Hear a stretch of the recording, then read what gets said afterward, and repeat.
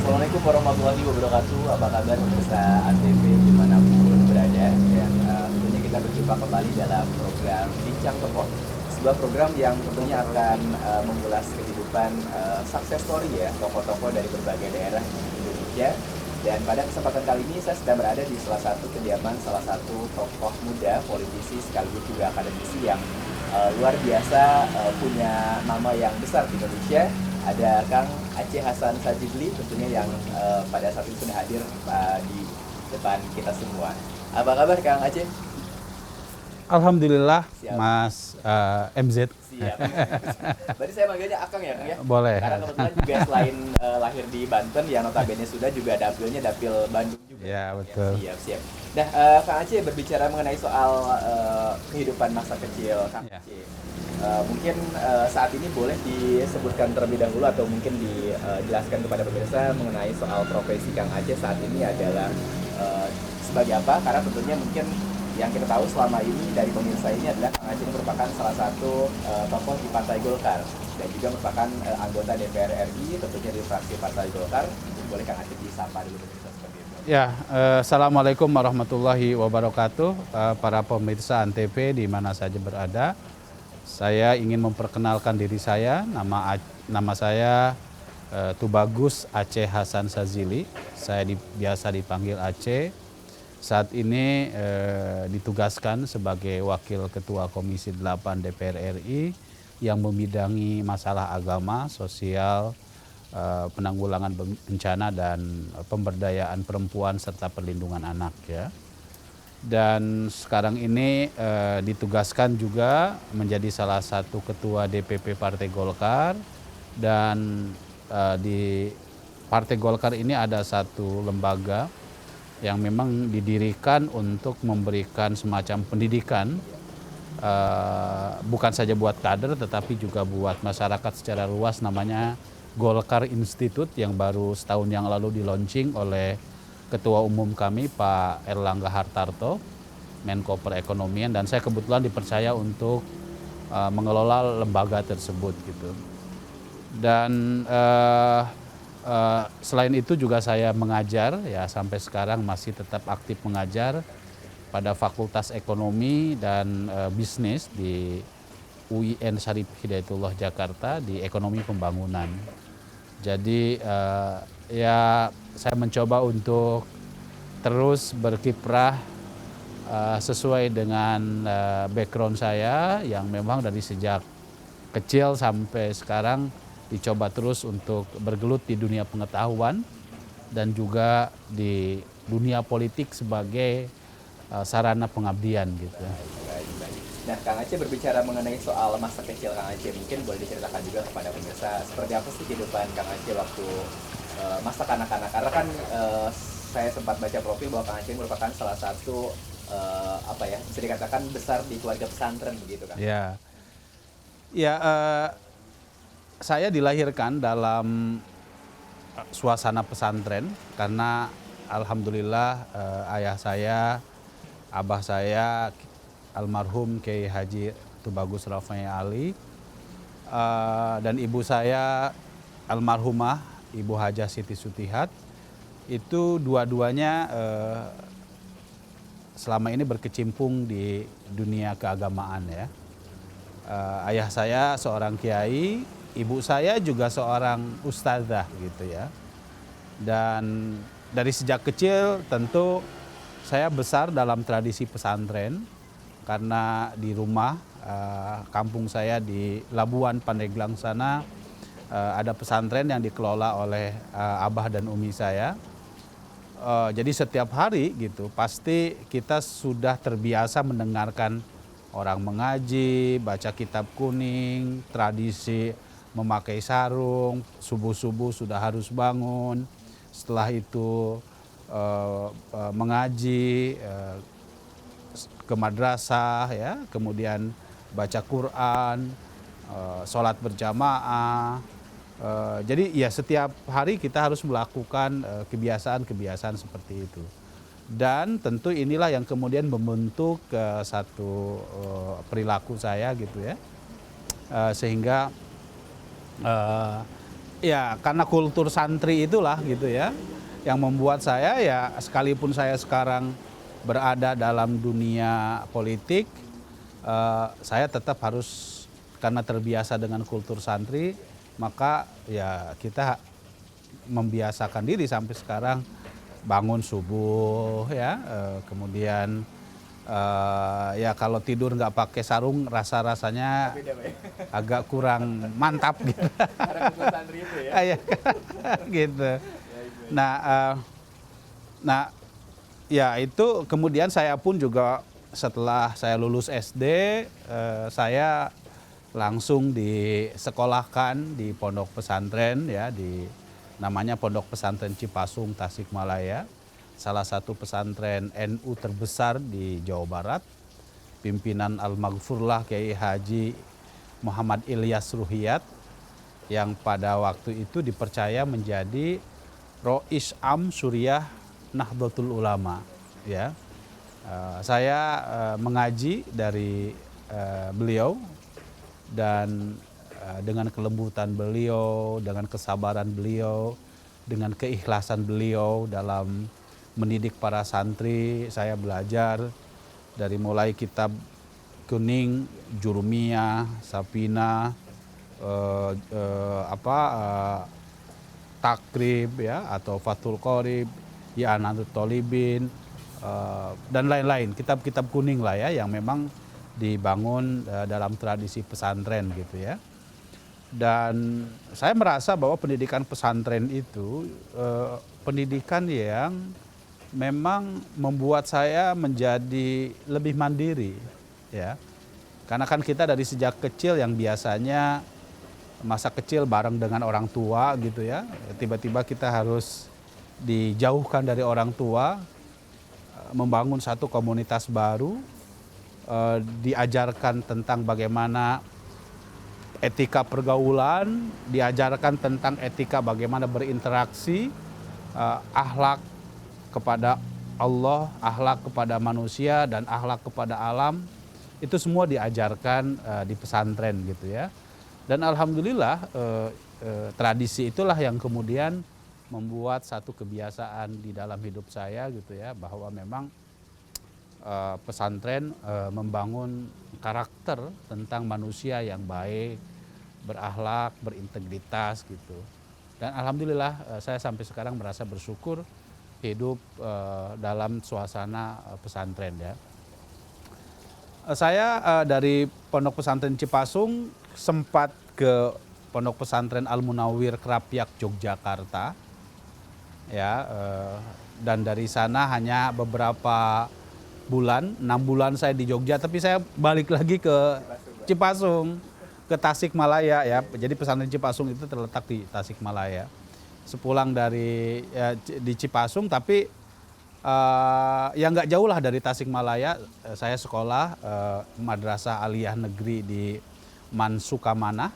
Saya sempat mondok di pesantren Sukahideng dan Pondok Pesantren Al Muqawamah di daerah dekat-dekat Cipasung situ.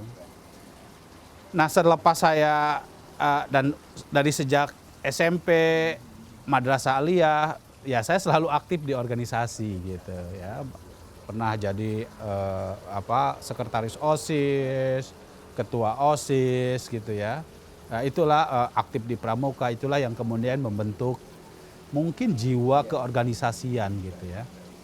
Nah setelah saya dari Tasik, saya melanjutkan ke IAIN, Institut Agama Islam Negeri Syarif Hidayatullah Jakarta ya, yang sekarang berubah menjadi Universitas Islam Negeri Syarif Hidayatullah Jakarta. Saya mengambil studi tentang bahasa dan sastra Arab ya. Kenapa saya mengambil studi itu? Karena waktu itu saya berpikiran Mas, bahwa saya, karena memang dari sejak kecil sudah terbentuk keinginan untuk menjadi kiai gitu ya, sebagaimana ayah saya. Saya ingin mendalami sumber utama ajaran Islam itu kan pasti dari bahasa Arab. Nah, dalam bahasa Arab itu, kalau bahasa Arab yang sekarang-sekarang kan model tulisannya sudah kontemporer. saya ingin mempelajari bahasa Arab yang betul-betul klasik sehingga betul-betul bisa memperdalam tentang Islam gitu ya. Seperti halnya para ulama-ulama yang menuliskan banyak kitab kuning gitu. Makanya kemudian saya belajar di bahasa dan sastra Arab.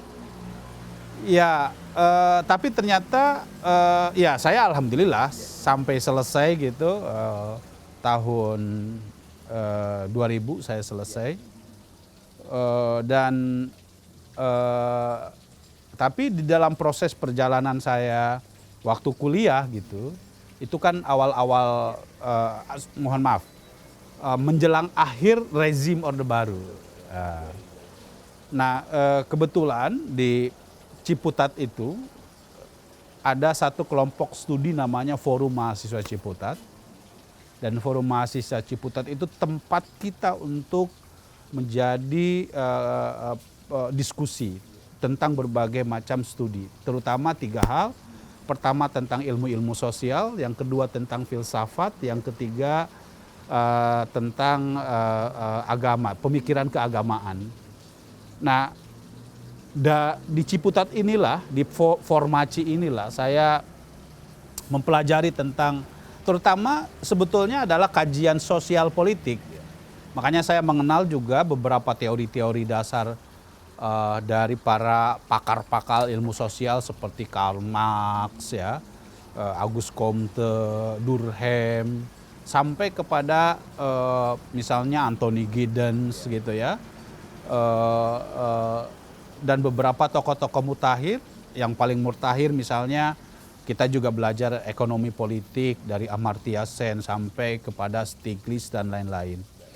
Nah, jadi itulah yang kemudian membentuk kesadaran saya untuk mempelajari selain ilmu agama, juga ilmu-ilmu sosial dan ekonomi politik sewaktu saya menjadi mahasiswa. Dan waktu saya menjadi mahasiswa itulah kemudian saya aktif, ya.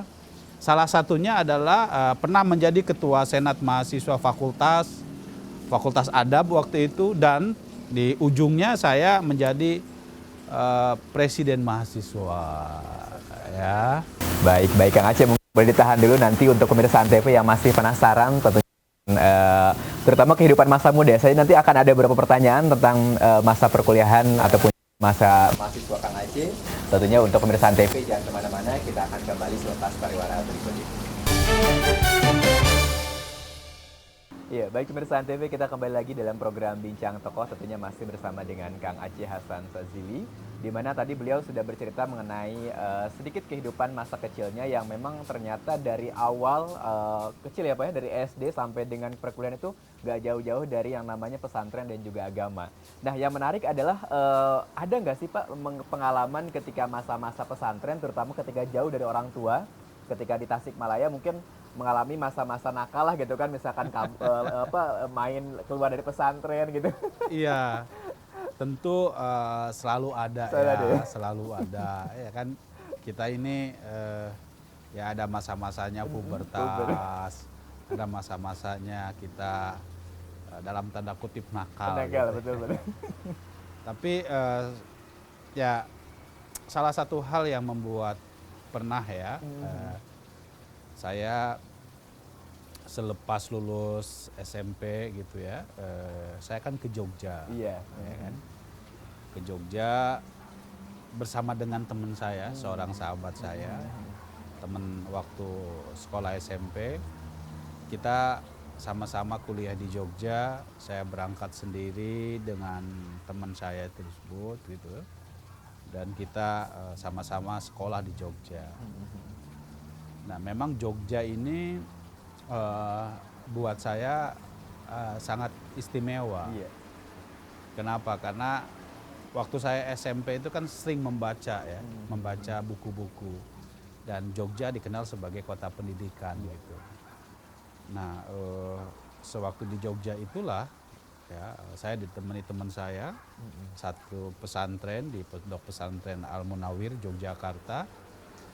Nah, teman saya ini malah nggak betah. Nggak betah. Dia pulang duluan. artinya dia keluar dari pesantren hanya 2 minggu gitu. Karena saya nggak ada teman gitu ya. Akhirnya saya pun juga ikut-ikutan nggak betah. Nah, nggak betah di pesantren Jogja. Sampai kemudian gelagat itu dilihat gitu, walaupun abah saya jauh di Banten, mungkin suasana batinnya nggak nyaman gitu. Sampai nengok ke saya sekitar 2 bulan setelah saya tinggal di Jogja gitu. Ya beliau tanya, kenapa kok kelihatannya seperti nggak betah? Saya bilang enggak, saya betah gitu. Ya sudah, akhirnya ayah saya bilang ya udah, abah hanya bisa berdoa gitu. Tetapi pergulatan saya di Jogja itu Mas ya membuat saya justru banyak membaca buku-buku yang mungkin kalau dikonsumsi seharusnya buku itu dibaca oleh anak-anak kuliahan. Baik. Tapi saya baca buku-buku itu termasuk buku-buku yang menggelitik terhadap pemikiran terutama pemikiran keagamaan, sosial dan politik. Nah, di Jogja itulah saya membaca satu buah buku namanya sebuah catatan harian yang ditulis oleh Ahmad Wahib, seorang aktivis yang meninggal muda. Tetapi di dalam buku catatan harian tersebut mengulas tentang refleksi pribadinya tentang Tuhan, tentang politik, tentang sosial, yang menurut saya waktu itu menggelitik dan mengkritisi soal-soal kemapanan gitu. Termasuk apa sih agama, untuk apa sih orang beragama, kenapa sih kita harus menggunakan akal, dan lain-lain gitu. Nah itu kan semacam membongkar sebuah kesadaran saya tentang kehidupan agama gitu. Nah saya terus selama 6 bulan membaca buku itu, sampai kemudian saya bilang, kok pergulatan intelektual saya lama-kelamaan makin tidak menentu. Sampai akhirnya ya sudah, saya pulang lagi, yaitu saya pulang ke Tasik. Gitu. Nah tentu di Tasik saya kembali gitu ya, mendalami kitab kuning di pesantren, dan alhamdulillah bisa selesai di sebagaimana yang diharapkan. Nah sebetulnya sebelum saya ke IAIN atau UIN Jakarta, saya itu sempat mendaftar ingin kembali ke Jogja. Baik. Saya daftar ke IAIN Sunan Kalijaga Yogyakarta. Saya daftar ke Universitas Islam UII, Universitas Islam Indonesia, dan ke UGM. Kedua-duanya diterima. Ketiga-tiganya diterima sama IAIN Jakarta, UGM, UII. Nah masalahnya ketika saya pulang kembali untuk mengambil barang-barang saya untuk ke Jogja, abah saya almarhum mengingatkan saya, Aceh sebaiknya jangan di Jogja, Aceh sebaiknya di Jakarta. Saya bilang, apa alasannya, Bah? Nanti takut terjadi apa-apa, mudah sekali untuk dihubungi. Baik. Ya udah, akhirnya karena perintah orang tua untuk di Jakarta, maka saya akhirnya di Jakarta. Dan saya merasa bahwa apa yang disarankan oleh abah saya itu terasa sekarang ini. Baik. Ya. Karena mungkin waktu itu abah saya merasa bahwa Jakarta adalah pusat kegiatan politik, sosial, budaya, sehingga proses interaksi saya dengan banyak tokoh-tokoh publik bisa dijaga di Jakarta begitu. Sampai kemudian saya alhamdulillah ya itu tadi bergulat di Jakarta, dan alhamdulillah dipercaya oleh teman-teman mahasiswa untuk menjadi presiden mahasiswa, untuk berinteraksi secara intelektual di Ciputat gitu. Dan dari situlah saya banyak belajar dari tokoh-tokoh Islam, dari Profesor Nurholis Majid, dari Profesor Harun Nasution, dari tokoh-tokoh seperti Profesor Azumadi Azra, Profesor Komarudin Hidayat, dan tokoh-tokoh yang lain yang memang mempengaruhi cara pandang saya tentang Islam gitu ya. Nah, lalu ketika Bapak lulus, ini Kang Aceh lulus kuliah, apakah langsung pada saat itu bekerja di manakah Pak? Atau mungkin langsung tiba-tiba tertarik ke dunia politik seperti itu? Iya, sebetulnya saya punya cerita yang menarik ya. Saya dulu itu seorang demonstran, Oh, aktivis ya? aktivis Baik, demonstran. baik. Jadi dulu itu ya kerja saya salah satunya adalah Demo demo. terus-terus ya? Demo ya, demonstrasi gitu. Nah, tahun 95 demonstrasi. Demonstrasi soal pemberedelan majalah Tempo. Betul. Oleh pemerintah Orde Baru waktu itu. Selama saya belajar di Forum Mahasiswa Ciputat pun, itu memang waktu itu kita tahu bahwa pemerintahan Orde Baru sangat represif gitu ya. Ya kita seperti terus diawasi. Sampai kemudian ya kita terlibat di dalam proses gerakan mahasiswa tahun 98 dan waktu itu saya pernah menyampaikan satu azam ya istilahnya itu. Saya bilang saya nggak mau selesai dulu deh kuliah kalau Soeharto belum jatuh. Belum jatuh. Baik, baik. Dan tahun 98 memang saya ikut terlibat ya di dalam memimpin gerakan demonstrasi 98 dari Ciputat, dengan memakai baju jas hijau gitu ya, sekitar 22 bis waktu itu demonstrasi ke DPR RI untuk meminta supaya rejim Soeharto turun waktu itu. Waktu itu kan saya belum jadi orang Golkar, jadi kita sikap saya kritis gitu terhadap Partai Golkar gitu. Nah, saya waktu itu pernah punya niat gitu. Saya bilang saya nggak mau selesai dulu kuliah deh kalau Soeharto belum jatuh. Baik, baik. Tapi tahun 98 Soeharto jatuh, nah ada satu hal yang menarik. Ya, waktu Soeharto jatuh saya udah pulang ke kampung. Saya pulang ke kampung dan saya berniat di kampung itu saya bilang Soeharto udah jatuh, tugas politik sudah selesai, saya ingin membantu ayah saya membesarkan pesantren, membantu beliau untuk mengajar ngaji. Saya mengajar ngaji sambil menyelesaikan skripsi saya dalam bahasa Arab. Baik, baik, baik. Nah, pas saya konsultasi ke dosen pembimbing saya, ya sebelumnya teman-teman saya pada telepon, Cek, minta ini dong foto buat apa? Enggak lah, gue minta foto buat apa? Saya bilang ada lah. Nah, oke, saya bilang buat apa sih foto? Saya lagi fokus nih nyelesain skripsi saya dalam bahasa Arab kan susah saya bilang. Nah, ketika saya pulang untuk konsultasi dengan dosen pembimbing, tiba-tiba di kampus saya itu penuh dengan foto saya. Saya bingung ini. Ini apa sih maksudnya teman-teman saya ini? Nah, saya telepon, oh jadi kamu tuh minta foto buat pasang foto saya di mana-mana dalam rangka saya menjadi presiden mahasiswa ya? Iya bos, katanya gitu. Nggak ada lagi yang harus kita dukung untuk memimpin badan eksekutif mahasiswa IAIN kecuali you katanya. Wah, gue bilang kalau gue diangkat maju menjadi calon presiden mahasiswa harus menang. Kalau nggak menang nggak usah, saya bilang lebih baik mundur aja. Ya udah terlanjur, udah dipasang foto-foto untuk kampanye kan gitu. Ya udah saya bilang, saya minta teman-teman kumpulin mana tim kita. Dikumpulin lah tim kita dan saya hitung dari 13.000 mahasiswa kita harus menang.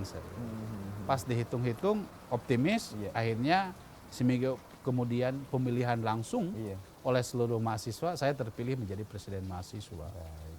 Nah, ya sudah, saya menjadi presiden mahasiswa pertama UIN Syarif Hidayatullah Jakarta, dan dari situlah kemudian saya kembali beraktivitas di organisasi kemahasiswaan. Nah, tahun 2000 selesai, jadi tahun 99 sampai 2000 selesai, dan disitulah banyak dinamika juga gerakan mahasiswa, salah satunya misalnya proses transisi demokrasi dari pemerintahan Pak Harto, Orde Baru ke pemerintahan reformasi yang dipimpin oleh Presiden Habibie. Di situ ada dinamika, banyak sekali demonstrasi yang kita lakukan gitu ya untuk mengawal bahwa proses demokrasi Indonesia ini bisa berjalan dengan baik gitu, termasuk berbagai kajian-kajian terhadap amandemen Undang-Undang Dasar 1945 dan lain-lain kita lakukan di situ. Nah, saya sendiri tentu aktif menjadi ketua atau presiden Badan Eksekutif Mahasiswa selesai tahun 2000, dan setelah itu saya menikah ya dengan pujaan hati saya yang adik kelas saya 3 tahun ya. Dan setelah itu, setelah menikah, saya tinggal di kontrakan kecil, di ya kayak kontrakan mahasiswa begitu ya. Dan saya merasa memang saya harus melakukan itu. Baik abah saya maupun bapak mertua saya minta supaya pindah, saya bilang enggak, saya tetap di sini gitu, di kontrakan saya. Dan alhamdulillah waktu itu saya punya niat untuk menyelesaikan S2 saya sambil menjadi dosen honorer di UIN Sriwijaya Jakarta. Jadi memang sebetulnya dari sejak awal saya concernnya memang di dunia akademik gitu. Jadi awalnya pengen jadi kiai, kemudian kembali ke Ciputat, menjadi apa istilahnya itu menjadi dosen, melanjutkan kuliah lagi di Universitas Indonesia di antropologi, Fakultas Ilmu Sosial dan Ilmu Politik di Universitas Indonesia sambil bekerja di salah satu lembaga kajian namanya Indonesian Institute for Civil Society. Gitu. Baik. Nah, yang menarik sebetulnya juga begini, ini soal jalan hidup saya juga. Setelah saya selesai S2, salah seorang rektor UIN Jakarta waktu itu meminta saya untuk mendaftarkan diri menjadi dosen tetap dengan diangkat menjadi dosen PNS gitu. Saya daftar, tapi saya ditolak menjadi dosen PNS itu. Sampai kemudian oleh teman-teman saya, wah masa ini Kang Aceh ini S2 udah dianggap sebagai ya mahasiswa aktivis berprestasi gitu, kira-kira begitu. Kok bisa ditolak menjadi dosen PNS gitu. Nah, saya bilang ya saya nggak tahu, tanya aja sama rektor. Tapi satu hal ya, justru itulah yang kemudian membuat saya terjun ke politik. Nah, saya dikenalkan ya sebetulnya dari sejak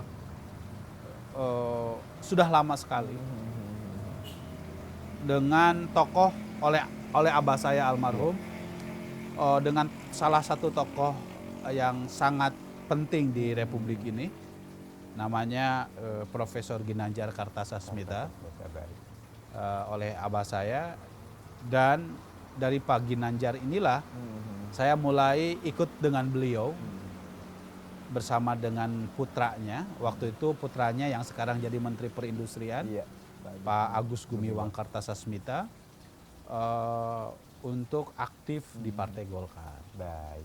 Gitu. Oke, awal itulah saya. Siap, boleh tahan dulu, nanti kita akan kembali mengenai soal bagaimana nih kiprah Kang Aceh tentunya terjun ke dalam dunia politik, di mana yang tadinya berniat menjadi seorang kiai lalu berubah menjadi dosen, akhirnya tertarik kepada politik. Dan nanti kita akan kembali tentunya pemirsa TV setelah pariwara berikut ini, tetap di Bincang Tokoh. Baik pemirsa TV, kita kembali dalam program Bincang Tokoh, tentunya masih bersama dengan Kang Aceh. Dan di segmen sebelumnya tadi beliau sudah bercerita mengenai bagaimana awal mula beliau tertarik ke dalam dunia politik dan akhirnya memilih jalan untuk bergabung di Partai Golkar, yang notabene merupakan partai yang dulu gitu kan di demo habis-habisan ya Pak di zaman aktivis ini. Apa yang membuat Bapak tentunya tertarik masuk ke Partai Golkar? Apakah karena sosok Pak Ginanjar tadi kah, atau mungkin ada faktor lain begitu Pak? Iya, sebetulnya waktu saya selepas mahasiswa ya, banyak beberapa, tentu sebagai aktivis mahasiswa, pemimpin gerakan mahasiswa, kita banyak berinteraksi juga dengan aktivis-aktivis politik, terutama aktivis-aktivis politik yang bernuansa partai Islam ya. Ya buat saya ketika ada tawaran dari Pak Ginanjar yang saya anggap sebagai orang tua saya, ini tawaran yang menarik ya. Walaupun sebelumnya saya banyak ditawarkan untuk aktif di partai-partai Islam itu. Kenapa Golkar itu buat saya menarik ya? Pertama, Golkar sekalipun bukan partai agama, tetapi setelah reformasi itu justru banyak diisi oleh aktivis yang berlatar belakang sekalipun tidak mengidentifikasi diri sebagai aktivis Muslim, tetapi misalnya seperti Pak Akbar Tanjung, beliau adalah mantan Ketua Umum PBHMI. Pak Ginanjar sendiri, beliau seorang yang taat beragama, begitu ya. Tetapi substansi dari keluhuran nilai agama itu juga tercermin di dalam nilai-nilai perjuangan Partai Golkar. Ya. Yang kedua, Partai Golkar nasionalis, memberikan ruang kepada siapapun tanpa melihat latar belakang agama, suku, ras, untuk aktif di partai ini. Jadi partai ini lebih terbuka gitu. Nah yang ketiga, Partai Golkar, partai yang paling demokratis, yang cepat sekali, yang dulu saya demo, ya. Tapi pada saat yang bersamaan, setelah reformasi justru cepat sekali untuk melakukan adaptasi terhadap perubahan dengan menunjukkan dirinya sebagai partai yang demokratis. Ya. Nah, ini menurut saya menarik. Dan ini memberikan kesempatan kepada kita gitu ya untuk bisa mengaktualisasikan diri di dalam partai yang memang memiliki platform yang sangat menarik buat saya gitu, yaitu platform karya kekaryaan.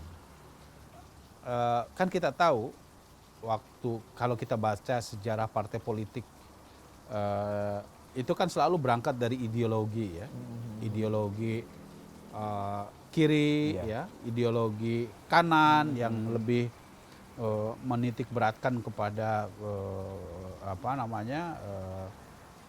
liberalisme gitu ya, atau menitik beratkan kepada agama ansih gitu.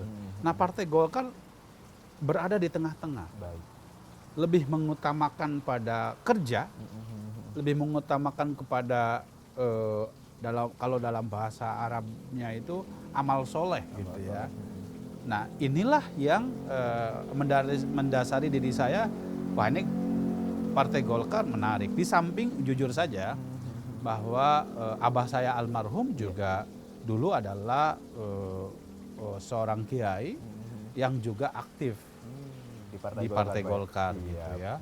Tetapi kalau ayah saya, abah saya di level Banten, tapi kalau saya ini ditawari di tingkat nasional, tentu buat saya makin menarik gitu.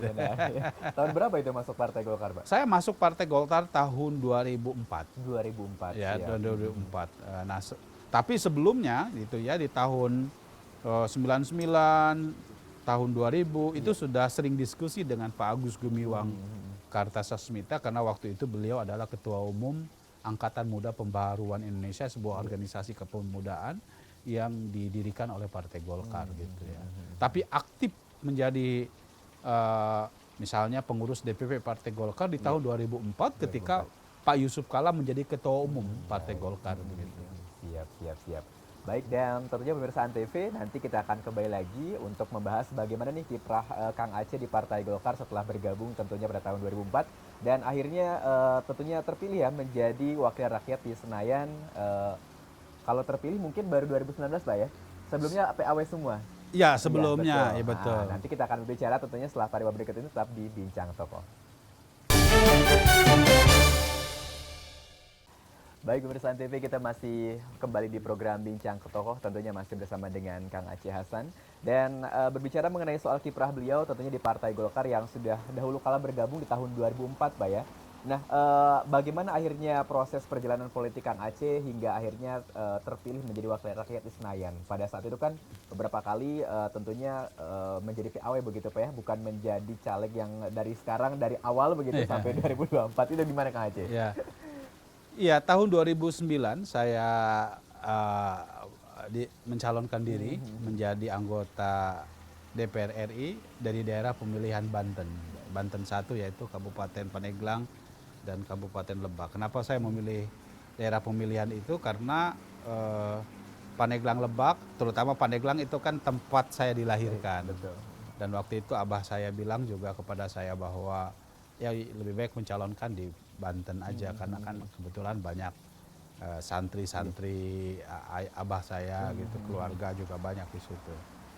2009 saya maju, tapi posisinya nomor 2, nomor satunya waktu itu adalah Pak Mamat Rahayu Abdullah, tapi saya tidak lolos ya. Dan ya sudah, kalau tidak lolos ya sudah, gitu, kira-kira begitu ya. Baik, baik. Nah waktu itu kemudian saya manfaatkan saya untuk tetap ngajar Iya. gitu ya, dan menyelesaikan S3 saya. Jadi tahun 2009 saya mendaftarkan diri mengambil administrasi publik ilmu pemerintahan di Universitas Padjadjaran Bandung bersama dengan Pak Agus Gumiwang, Iya. sambil juga bekerja sebagai pengurus DPP Partai Golkar di bawah kepengurusan Pak Abu Rijal Bakri. Nah,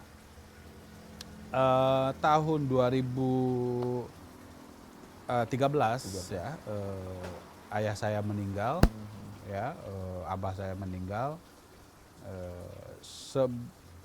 Sebulan setelah abah saya meninggal, tiba-tiba saya mendengar kabar bahwa anggota DPR di atas saya Iya. itu pindah partai. Oh, baik. Maka sesuai dengan ketentuan undang-undang, Iya. saya menjadi penggantinya. Pengganti.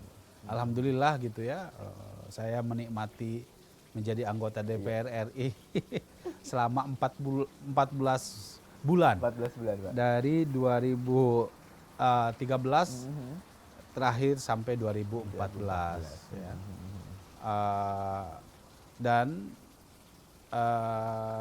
setelah itu maju kembali menjadi anggota DPR RI dari daerah pemilihan Banten 1, Iya. namun kalah lagi. Kalah lagi Banten 1 tuh, Pak.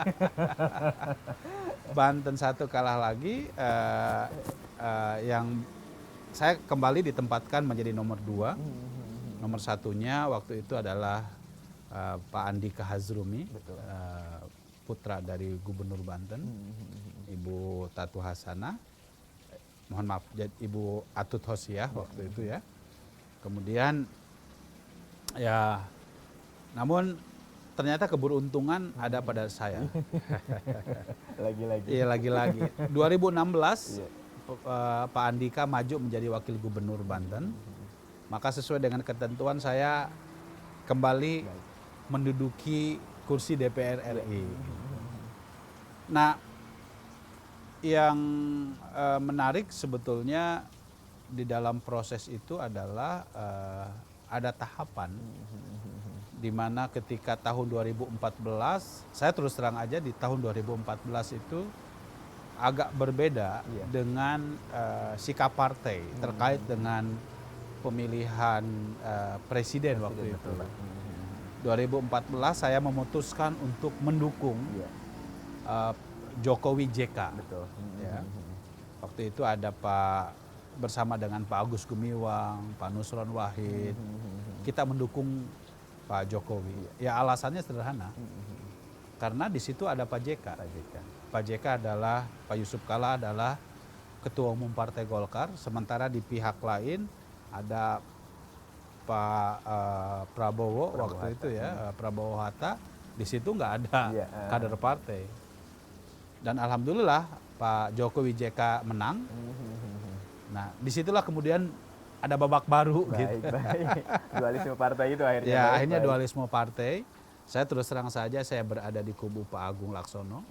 Karena waktu itu kan terpecah dua antara Pak Agung Laksono dengan Pak Abu Rijal Bakri.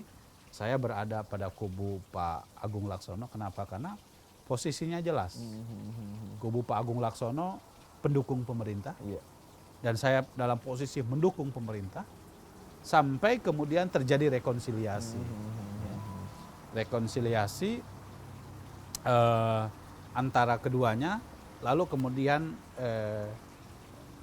lahirlah kepemimpinan baru, ya, hasil Munas Bali, yang kemudian memilih Pak Setia Novanto.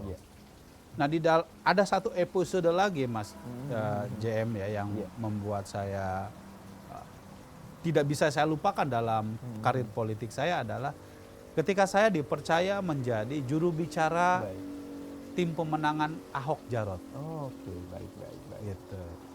Kenapa? Karena waktu itu kita tahu, saya kebetulan waktu itu ditugasan untuk jadi sekretaris tim pemenangan Ahok Jarot. Ya, kita tahu waktu itu kan pilkadanya kan sangat kontroversi. Iya, luar biasa, Pak. Luar biasa.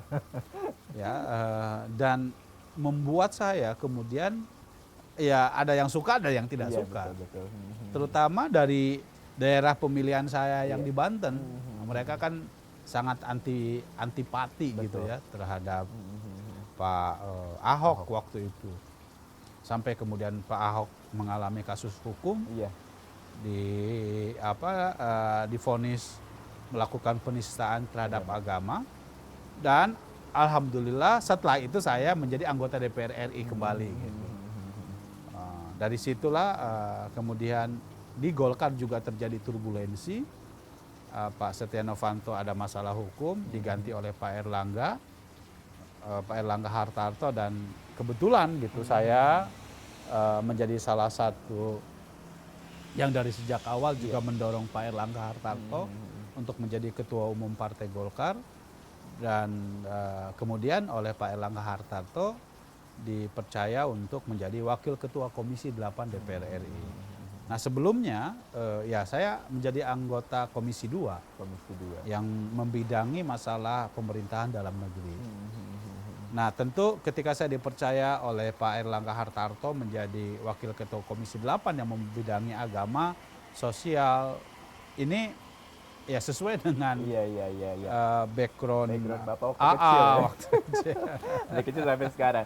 Baik, nah Kang Aceh, berbicara mengenai soal kiprah Kang Aceh di DPR, terutama di Komisi 8 ini, tentunya nanti kita akan berbincang lagi. Untuk pemirsa TV juga jangan kemana-mana, nanti kita akan kembali tentunya setelah pariwara berikut ini, tetap di Bincang Tokoh. Ya, baik pemirsa TV, kita kembali di program Bincang Tokoh, tentunya masih bersama dengan Kang Aceh, di mana tadi sudah banyak sekali kisah-kisah menarik yang beliau ceritakan tentunya kepada kita semua di sini, mulai dari perjalanan kisah masa kecil sampai dengan akhirnya sekarang duduk tentunya menjadi anggota Wakil Rakyat di Senayan. Dan tentunya untuk saat ini segmen terakhir, karena kebetulan sebetulnya masih banyak yang pengen saya coba tanyakan ke Kang Aceh, tapi karena durasinya terbatas, mungkin pertanyaan berbicara mengenai soal kiprah di DPR, Pak, di Komisi 8. Ini mungkin apa saja yang sudah dilakukan oleh Kang Aceh, terutama terhadap masalah agama dan juga sosial yang menjadi dapil Kang Aceh di di Jawa Barat begitu, Kang? Ya, saya merasa bahwa beruntung saya ditugaskan untuk maju menjadi anggota DPR RI dari daerah pemilihan Jawa Barat, ya. Jawa Barat tua, yaitu Kabupaten Bandung dan Bandung Barat. Buat saya Jawa Barat kembali seperti mengingatkan saya waktu saya mesantren dulu. Karena terus terang saja kebetulan ya buat saya Jawa Barat, kebetulan Kabupaten Bandung, Bandung Barat juga banyak teman-teman saya yang dulu sama-sama mondok di pesantren Cipasung dan pondok pesantren Sukahideng. Jadi selain tentu partai yang mendukung saya, juga teman-teman saya juga banyak mendukung. Nah, jadi buat saya ya Jawa Barat dengan Banten sesungguhnya kulturnya hampir sama. Nah, saya sebetulnya berusaha ya untuk berkiprah lebih optimal. Ya, terutama sesuai dengan bidang tugas saya. Ada beberapa regulasi ya yang saya merasa bahwa saya terlibat betul di dalam proses pembahasannya. Pertama adalah tentang undang-undang pesantren. Ya. Undang-undang pesantren ini dibahas di dalam pembahasan Komisi 8. Dalam proses pembahasannya memang sangat tarik-menarik. Ada yang pro dan ada yang kontra. Tetapi kami bersiteguh untuk mengesahkan undang-undang tersebut karena begini, pertama harus ada pengakuan terhadap eksistensi pesantren. Ya, eksistensi pesantren itu penting karena pesantren kita tahu yang mengeluarkan banyak santri, para kiai berkiprah betul di dalam proses mencerdaskan kehidupan bangsa. Perlu ada rekognisi, perlu ada pengakuan. Dan pesantren selama ini juga perhatiannya juga terbatas dari Kementerian Agama. Sementara sesungguhnya peran pesantren itu bukan hanya pendidikan. Ada peran dakwah dan ada peran pemberdayaan sosial. Nah, karena itu maka pesantren pun juga perlu mendapatkan perhatian dari negara dalam bentuk misalnya berbagai aktivitas terkait dengan pendidikan, terkait dengan sosial, terkait dengan ekonomi juga perlu ada perhatian dari negara. Nah, undang-undang pesantren itu memberikan satu kesempatan bagi pesantren untuk dapat hidup dengan perhatian negara yang memadai. Gitu. Di samping tadi soal pengakuan terhadap keberadaan pesantren sebagai lembaga yang mengajarkan tadi soal pendidikan keagamaan Islam yang wasatiyah gitu ya. Yang kedua, saya kebetulan juga dipercaya untuk menjadi ketua panitia kerja pekerja sosial. Kita ingin bahwa penyelesaian masalah-masalah sosial kita harus ditangani oleh tenaga-tenaga pekerja sosial yang profesional. Nah, ada banyak masalah sosial di kita, misalnya soal anak terlantar, betul. ya, Pengangguran soal, juga mungkin Pak ya. Ya, akibat dari pengangguran, akibat dari kelompok disabilitas, ya, anak yatim piatu, panti asuhan, orang yang terjerat narkoba dan lain-lain. Itu harus ditangani secara serius oleh negara. Nah, karena itu negara harus memiliki perhatian serius juga terhadap para pekerja sosial dan perlu dibentuk pekerja sosial yang profesional. Maka kemudian saya dorong undang-undang namanya Undang-Undang Pekerja Sosial agar pekerja-pekerja sosial ini mampu untuk menjadi tenaga profesional yang melayani masyarakat sehingga berbagai persoalan yang dihadapi oleh masyarakat itu bisa terwadahi dengan sebaik-baiknya. Gitu.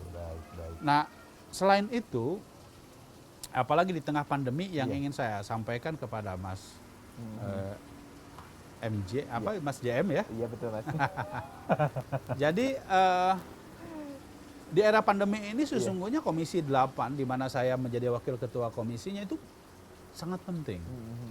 Kenapa? Karena sejak pandemi pertama kali, Kepala BNPB waktu itu Jenderal Doni Monardo itu dipercaya menjadi kepala gugus tugas ya untuk melakukan pencegahan, pengendalian COVID-19 dan kita betul-betul juga mendorong supaya proses penanganan COVID-19 bisa dijalankan dengan sebaik-baiknya sehingga penanganannya bisa berlangsung dengan baik juga. Nah, kami di Komisi 8 melakukan pengawasan agar bagaimana pengendalian COVID yang merupakan bencana non alam ini bisa ditangani dengan sebaik-baiknya. Dan alhamdulillah hingga saat ini ya COVID kita menurun ya. Dan saya kira harus diakui bahwa Indonesia menjadi salah satu negara yang dinilai berhasil dalam penanganan COVID. Nah, selain itu dalam aspek pendidikan ini juga penting. Saya selalu menyuarakan pentingnya keberpihakan terhadap pendidikan keagamaan.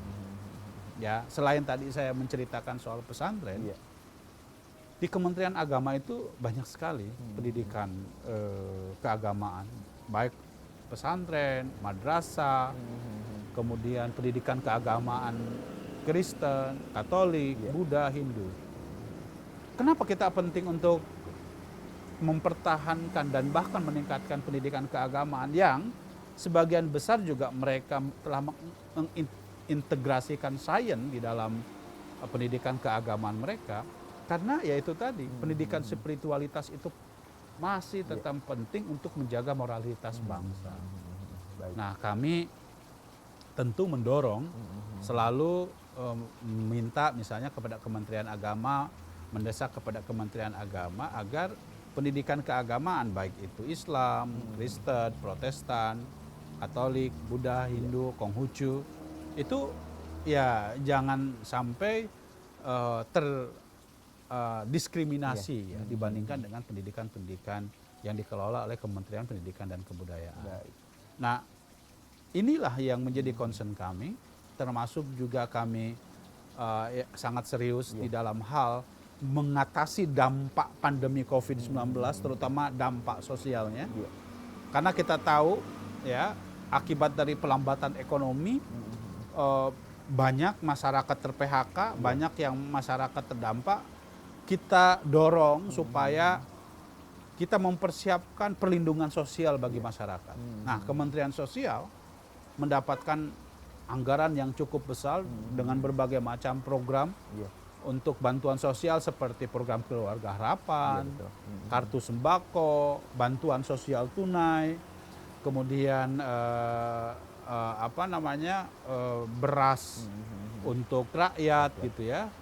Nah, ini semua tentu harus kita awasi terus ya, agar pertama tentu tepat sasaran ya, sehingga bagi masyarakat yang membutuhkan betul-betul, mereka merasakan betul kehadiran negara di tengah pandemi COVID-19 ini. Dan yang kedua, tentu kita sangat berharap ya datanya itu harus benar gitu ya. Akurat karena kita masih menemukan kasus ada inclusion error di mana orang yang seharusnya tidak mendapatkan bantuan tapi dia mendapatkan bantuan, ada exclusion error, orang yang mendapatkan bantuan padahal dia sesungguhnya orang yang layak ya, orang yang mampu gitu. Hal-hal semacam ini terus kita awasi ya. Jadi kami mencoba untuk terus hadir di tengah masyarakat ya. Dan ternyata alhamdulillah, saya kira kalau tanpa ada program-program bantuan pelindungan sosial dari negara ya, pertumbuhan ekonomi kita mungkin tidak akan secepat ini pulihnya. Kita tahu bahwa tentu ini juga berkat kepiawaian Pak Erlangga Hartarto ya sebagai Menko Perekonomian yang merupakan bos saya di Partai Golkar gitu, yang memanfaatkan atau mengelola dana pemulihan ekonomi nasional gitu pada pos-pos tertentu sehingga daya beli masyarakat tetap terjaga, ekonomi kita tidak terjerambab jatuh ke dalam kemiskinan yang ekstrim gitu. Nah, alhamdulillah saya kira ya Komisi 8, kami di Komisi 8 masih terus tetap kritis ya, termasuk juga terhadap lembaga-lembaga pendidikan keagamaan. Tahun yang lalu kita menjaga supaya madrasah, pesantren mendapatkan bantuan operasional COVID ya, sehingga mereka pun juga bisa tetap terjaga ya, walaupun tentu kita pun juga selama 2 tahun ini juga merasakan masyarakat yang tidak bisa berangkat haji ya, kita harus ikut serta menyampaikan alasan-alasan darurat syar'inya kenapa tidak bisa menjalankan haji ya. Nah, termasuk juga soal umroh. Ini semua kita bahas secara serius di Komisi 8 gitu. Baik. Waduh, luar biasa sekali pemirsa TV ya, apa yang sudah dikisahkan oleh Kang Aceh ini. Sebetulnya kalau misalkan waktu 1 jam nggak cukup ya Kang ya, ini kayaknya bisa seharian ya. Tapi karena memang waktunya terbatas untuk pemirsa TV, semoga apa yang tadi disampaikan oleh Kang Aceh dalam perbincangan kita pada kali ini bisa menjadi sebuah motivasi maupun juga inspirasi ya tentunya bagi pemirsa dimanapun berada, untuk bagaimanapun juga bahwa setiap kesuksesan itu tentu ada proses ya Pak ya. Tentu. Dari mulai masa kecil seperti apa sampai dengan akhirnya seperti sekarang. Baik, dan untuk pemirsa TV dan juga Kang Aceh, terima kasih banyak sudah menjadi bintang tamu dalam Bincang Tokoh kita pada kali ini. Dan untuk pemirsa TV, kita akan berjumpa kembali dalam program Bincang Tokoh selanjutnya. Saya MC Ardinata undur diri. Wassalamualaikum warahmatullahi wabarakatuh. Waalaikumsalam warahmatullahi wabarakatuh.